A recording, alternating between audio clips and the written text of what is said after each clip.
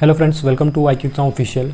तो दोस्तों आज की वीडियो में देखने वाले हैं कोशिका विज्ञान। ठीक है, कोशिका विज्ञान से संबंधित पार्ट 3 देखने वाली हैं। यदि पार्ट 1 पार्ट 2 को आप नहीं देखें तो पार्ट 1 पार्ट 2 का लिंक आपको डिस्क्रिप्शन में मिल जाएगा या चैनल पर विजिट करके आप वहाँ से भी देख सकते हैं। ठीक है, चलिए पार्ट 3 देखते हैं। और हमारे चैनल पहली बार विजिट किए तो प्लीज़ चैनल को सब्सक्राइब कर लें और इस वीडियो का PDF हमारे Telegram channel IQ exam official से प्राप्त कर सकते हैं।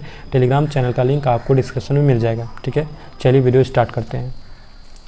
पहला पॉइंट क्या है कि क्रोमेटिन के अलावा, ठीक है, क्रोमेटिन के अलावा केंद्रक में एक सघन गोल रचनाएं दिखाई पड़ती है। इसे क्या कहा जाता है? तो आंसर क्या हो जाएगा? न्यूक्लियस। ठीक है, न्यूक्लियस जो है केंद्रक जो है क्रोमेटिन के अलावा केंद्रक में एक सघन गोल रचनाएं दिखाई पड़ती है, जिसे हम क्या कहते हैं? केंद्रका यानी न्यूक्लियस कहते हैं। ठीक है, नेक्स्ट पॉइंट क्या है? नेक्स्ट पॉइंट है कि लवक कितने प्रकार के होते हैं? तो ठीक है, लवक जो है 3 प्रकार के होते हैं। ठीक है, पहला हो जाएगा हरित लवक, ठीक है, दूसरा हो जाएगा अवर्णी लवक और तीसरा क्या हो जाएगा? वर्णी लवक। ठीक है, हरित लवक, अवर्णी लवक और वर्णी लवक, ये काफ़ी इंपॉर्टेंट है और काफ़ी बार एग्जाम में आया हुआ है। ठीक है, तो इनको भी याद रखना है। नेक्स्ट पॉइंट क्या है कि हरित लवक में कौन से हरे रंग का पदार्थ होता है? ठीक है, हरित लवक में कौन सा हरे रंग का पदार्थ होता है? तो आंसर क्या हो जाएगा? क्लोरोफिल। ठीक है, हरित लवक में क्लोरोफिल पाया जाता है। ठीक है, हरा रंग का पदार्थ क्लोरोफिल होता है। ठीक है, ये भी काफ़ी इंपॉर्टेंट है, इनको याद रखना है। नेक्स्ट पॉइंट है कि अवर्णी लवक कहाँ पाया जाता है? तो अवर्णी लवक जो है जड़ और भूमिगत तना में पाया जाता है। अवर्णी लवक जो है जड़ एवं भूमिगत तना में पाया जाता है। ठीक है, ये भी काफ़ी इंपॉर्टेंट है, इनको याद रखना है। ठीक है, ये मिस्टेक से हो गया तो इनको कट कर देते हैं हम।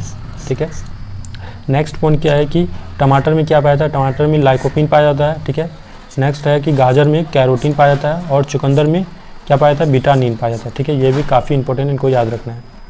ठीक है, चलिए नेक्स्ट पॉइंट देखते हैं। नेक्स्ट पॉइंट है कि कोशिका विभाजन को सर्वप्रथम 1855 में, ठीक है, किसने देखा? ठीक है, कोशिका विभाजन को सर्वप्रथम 1855 में किसने देखा? तो विरचाऊ ने। ठीक है, विरचाऊ ने देखा 1855 में कोशिका विभाजन। ये भी काफ़ी इंपॉर्टेंट है और एग्जाम में आए हुए हैं। ठीक है, इनको भी याद रखना है। नेक्स्ट पॉइंट क्या है कि समसूत्री विभाजन की प्रक्रिया। ठीक है, समसूत्री विभाजन की प्रक्रिया को जंतु कोशिका में सबसे पहले किसने देखा? तो वाल्टर फ्लेमिंग ने देखा है। ये भी एग्जाम में आए हुए प्रश्न है, इनको भी याद रखना है। नेक्स्ट पॉइंट है कि कोशिका विभाजन कितने प्रकार के होते हैं? ठीक है, कोशिका विभाजन कितने प्रकार का होता है? तो 3 प्रकार का होता है कोशिका विभाजन। ठीक है, पहला क्या हो जाएगा? असूत्री विभाजन किसमें होता है? ठीक है, जीवाणु में होता है। ठीक है, असूत्री विभाजन जीवाणु में, तो इनको याद रखना है। ठीक है, नेक्स्ट क्या है? नेक्स्ट है कि नील हरित शैवाल, यीस्ट, अमीबा, प्रोटोजोआ आदि में समसूत्री विभाजन किसमें होता है? तो कायिक कोशिका में होता है। ठीक है, नील हरित शैवाल, यीस्ट, अमीबा, प्रोटोजोआ में जो है समसूत्री विभाजन कायिक कोशिका में होता है। ये भी काफ़ी इंपॉर्टेंट है, इनको याद रखना है। ठीक है, नेक्स्ट पॉइंट क्या है कि अर्धसूत्री विभाजन। ठीक है, अर्धसूत्री विभाजन किस में होता है? तो जनन कोशिका में होता है। ये भी काफ़ी इंपॉर्टेंट है, इनको भी याद रखना है। तो कोशिका विभाजन 3 प्रकार के होते हैं, जिसमें एक हो गया असूत्री विभाजन, दूसरा हो गया समसूत्री विभाजन और तीसरा हो जाएगा अर्धसूत्री विभाजन। ये भी इंपॉर्टेंट है, इनको याद रखना है। ठीक है, नेक्स्ट पॉइंट क्या है कि समसूत्री विभाजन में प्रत्येक संतति कोशिका में गुणसूत्रों की संख्या जनन कोशिका की तुलना में कितनी होती है? ठीक है, समसूत्री विभाजन में प्रत्येक संतति कोशिका में, ठीक है, में गुणसूत्रों की संख्या जनन कोशिका की तुलना में क्या होती है? बराबर होती है। ठीक है, बराबर होती है, इनको भी याद रखना है। ठीक है, बराबर। ठीक है,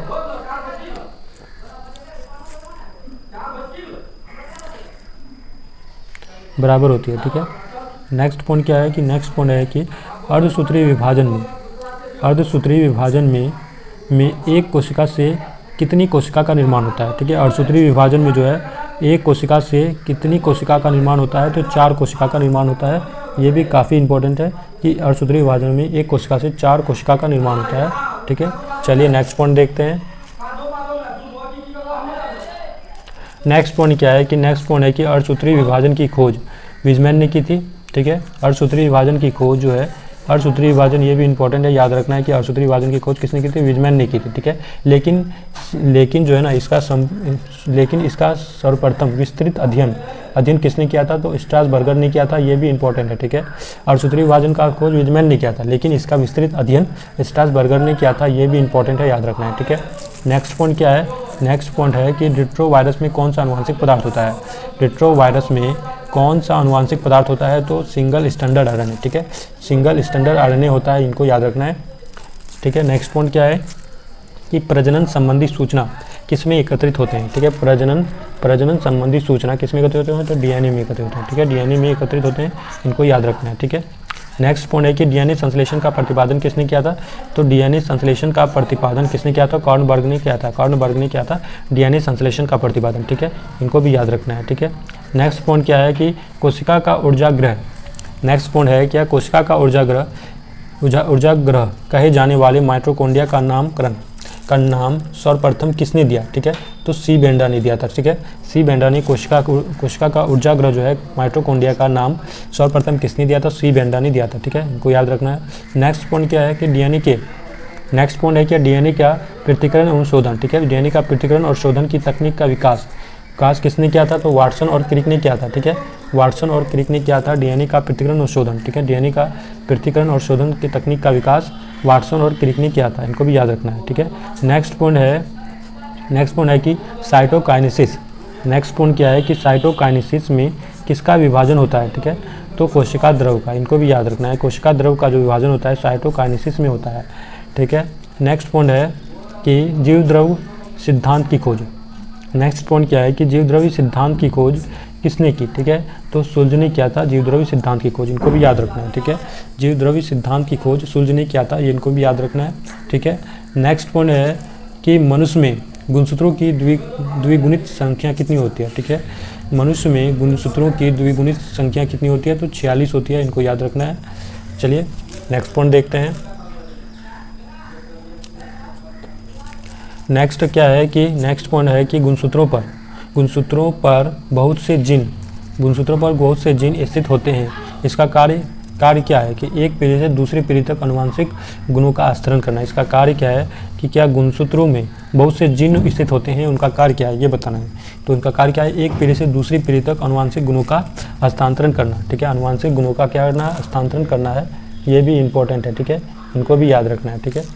नेक्स्ट पॉइंट क्या है कि नेक्स्ट पॉइंट है कि जेनेटिक शब्द, ठीक है, नेक्स्ट पॉइंट है जेनेटिक शब्द का प्रयोग सर्वप्रथम किसने किया था, तो डब्ल्यू वाल्डेयर ने किया था, ठीक है, डब्ल्यू वाल्डेयर ने किया था जेनेटिक शब्द, ठीक है, जेनेटिक शब्द का प्रयोग डब्ल्यू वाल्डेयर ने किया था, ये भी काफ़ी इंपॉर्टेंट है कि जेनेटिक शब्द का प्रयोग सर्वप्रथम डब्ल्यू वाल्डेयर ने किया था, ठीक है। नेक्स्ट पॉइंट क्या है कि वंशानुक्रम का नियम संबंधी सिद्धांत, ठीक है, वंशानुक्रम का नियम संबंधी सिद्धांत जो है किसने दिया था, तो आंसर क्या हो जाएगा, ग्रेगर जोहान मेंडल, ठीक है, ग्रेगर जोहान मेंडल ने दिया था वंशानुक्रम, ठीक है, वंशानुक्रम नियम संबंधी सिद्धांत जो है ग्रेगर जोहान मेंडल ने दिया था, इनको भी याद रखना है, ठीक है। चलिए नेक्स्ट पॉइंट देखते हैं।